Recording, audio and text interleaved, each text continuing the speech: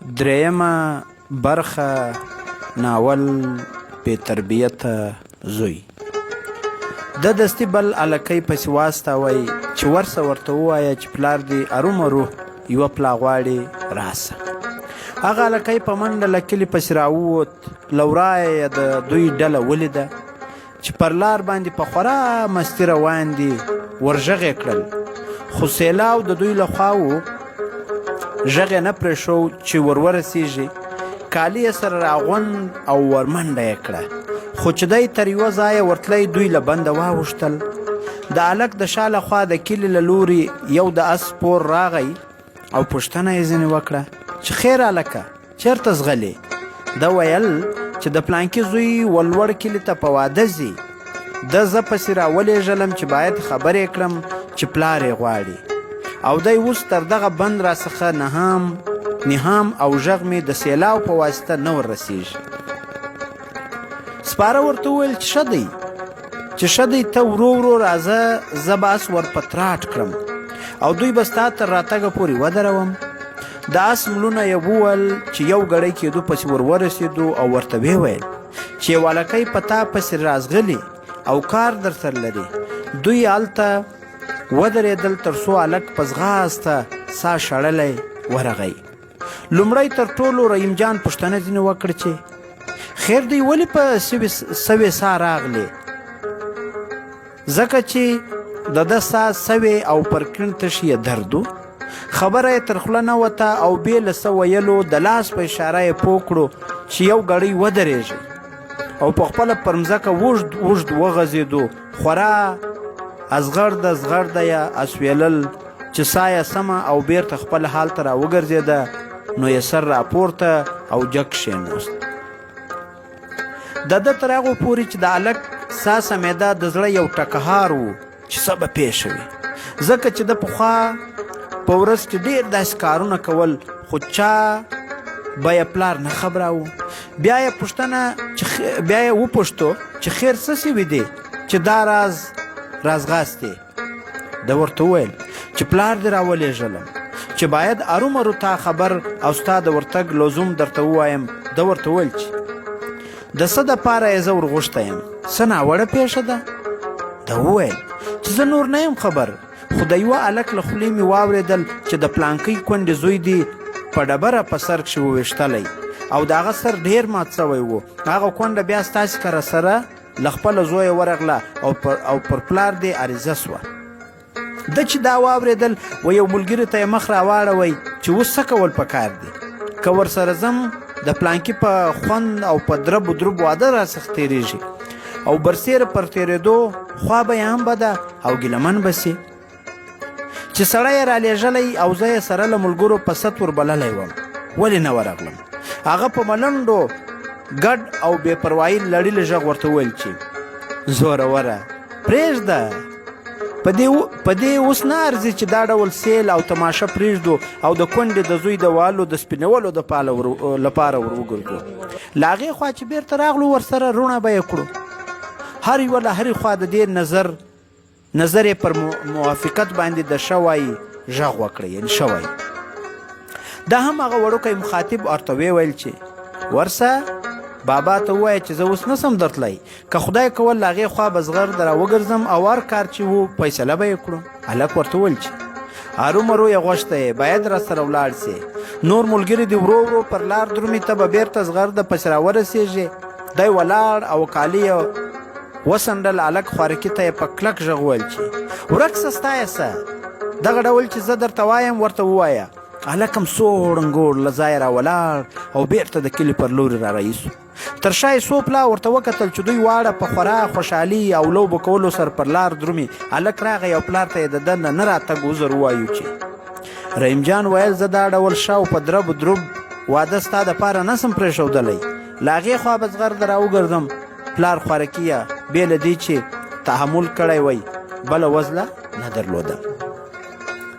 رحیم جان چې سره له ملګرو له هلکه رهي سو، سیخ د لوړ کلي وخواته په خورا خواږه مجلس او خوشحالي روان و. چې ورنږدې سو د ډاله غږ یې تر غوږ سو. د ټولې بڼې لاش یې وغوړېدې او هر یوه له ښه زړه د واده د ښه درب په خوا کښې ویناوې کولې او تر پخوا یې ډېر په ګړندیتوب سره پښې اخیستې. هلته چې ورغلل سم د ډاله و خواته ورتېر او خلک چې اتڼ د لیدو دپاره سره ټولو په سنګل سره ووال او ځانونه یې ور وړاندې کړل. په اتڼ ورګډ او ځانونه یې ښه ستړي کړل.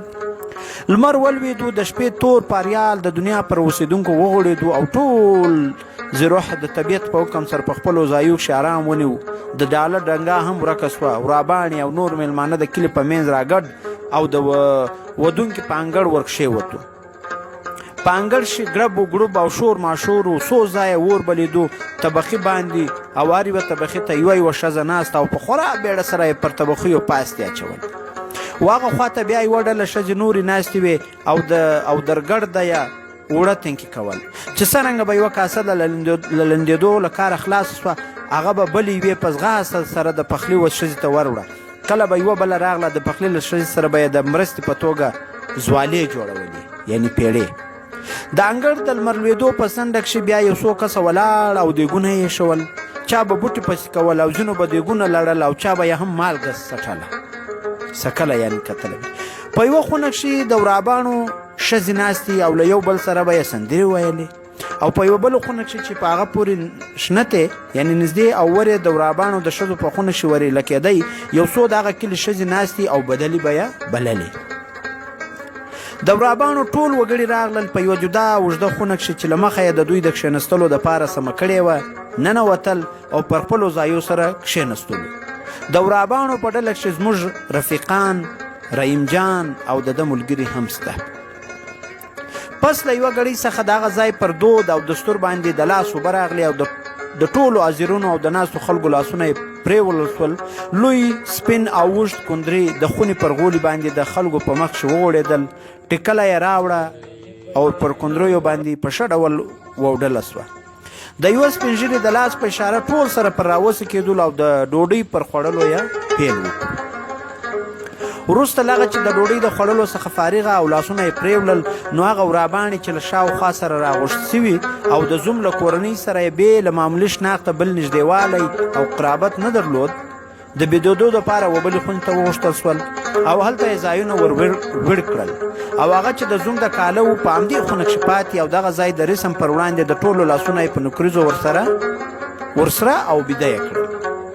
شپه تېره سوه. سبا لمر سرک واوه. په خپلو زیړو او طلایي وړنګو یې د مځکې د کرې یو مخ رڼا او هرشه یې په خپلو رڼو او ځلېدونکو شغلو برېښاوی.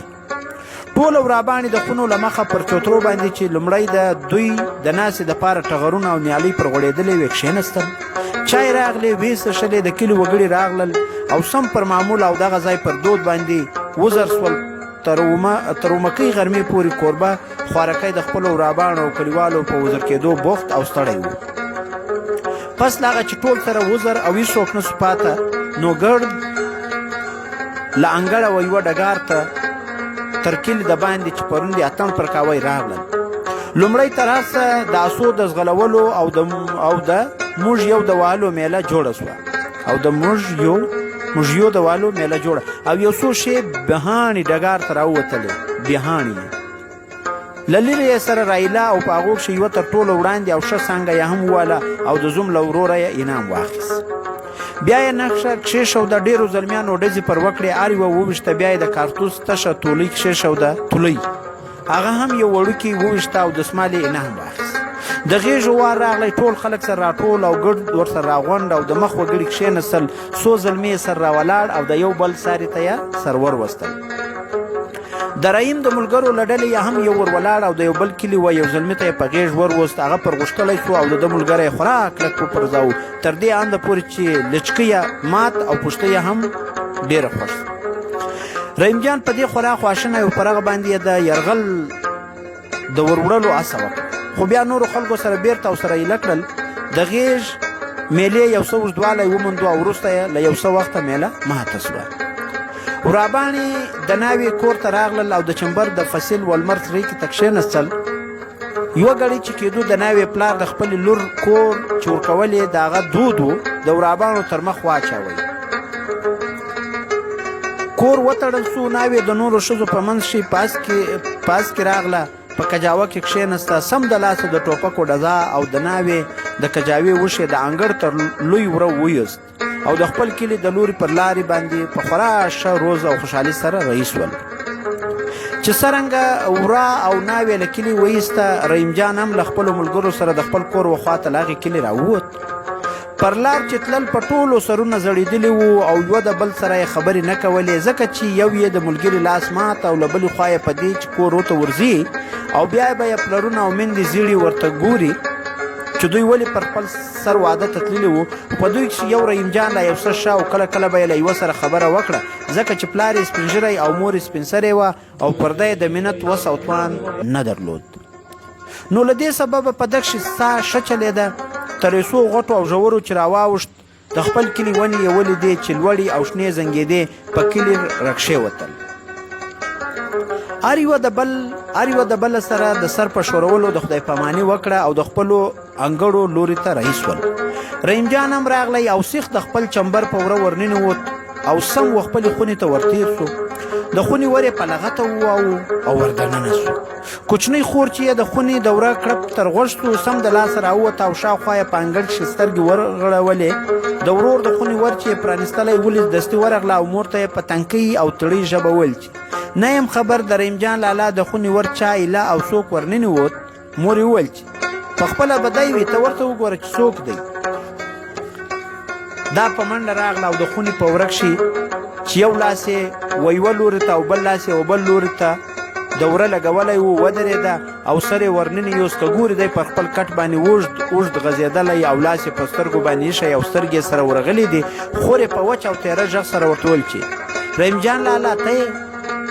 د ده سترګې سره روڼې سوې، سر چې یې راپورته او د وره وخواته یې وکتل. که ګوري ببو کمکۍ خور یې ده. څو ښکنځلې یې ورته وکړل او ویې ویل چې زغله ورکه سوه، خوب ته مې پرېږده. دا له وره څخه راپرشا او یو ګړی د انګړ په منځ کې ودرېده. څرنګه چې د کوچنیانو خوی او عادت دی، بېرته راغله او د خونې په وره کښې ودرېدله چې د ده سترګې سره ورتلې. دې بیا په هغه راز غږ چې خندا هم په ګډه ورنارې کړه چې رحیم جان لالا ستړی مه سې. د بیا سترګې سره وسخېدې او له ډېرې خواشنۍ او خشمه له کټه پسې را سوړ او په نجلۍ پسې یې ولټوله. نجلۍ د مور د خونې وخواته په کلکه کریژه ځینې رامنډې کړې، خدای پسې راورسېدو او تر دواړو وزرو یې ټینګه ونیوله او پورته یې کړه، له ځمکې یې وویسته او بیا یې نو تر هغو شو سرو او برو سڼو ونیوله او د خپلې خونې وخواته یې وسکوله. مور چې یې د خپلې لور وچه کریژه تر غوږ او د رحیم په خشم غږ یې واورېدو، دستي له ځایه راجګه او د دوی وخواته په سوي ساه ورغله او ورته راورسېده.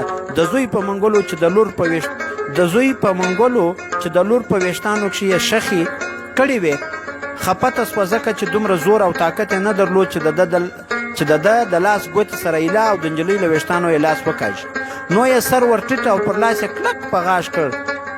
دی د دې په غاښ کولو خراب پر لوسو او لغته یې پورته کړه. مور خوارکۍ یې په تش کې وواله. دا بېوزله څلور څنګه واخواته وشنته او تر خولې یې ځګونه راغلل. ده چې مور بېسوده او پر کاله ولیده، وارخطا او ووېرېدو چې مور مې بد ځای وواله، ممکنه ده چې مړه سي. نو یې دستي خور پرېښوه او په خونه ننوت. خپل پټکی او صدرۍ او ګوټونه یې په لاس کښې راواخیستل، تر خونه راووت او په بیړه سره یې د چمبر د وره وخواته منډې کړې. تر وره هم ووت. د کلي په کوڅه کښې چې د بیدیا خواته ووت روان سو. په کوڅه کښې هلکان په مخه ورغلل. پوښتنه یې ځینې وکړه چې چېرته ځغلې؟ ولې؟ سرتور یبلې پښې په تلوار ګامونه اخلي. دی بې له دې د یو څه ویلو څخه زغرده تر تېر سو او خورا چټک تر کلي و لوی لارې ته چې د ګیلان خواته ځي راووت. دی چېرته درومي؟ هوسه یې په زړه کښې ده.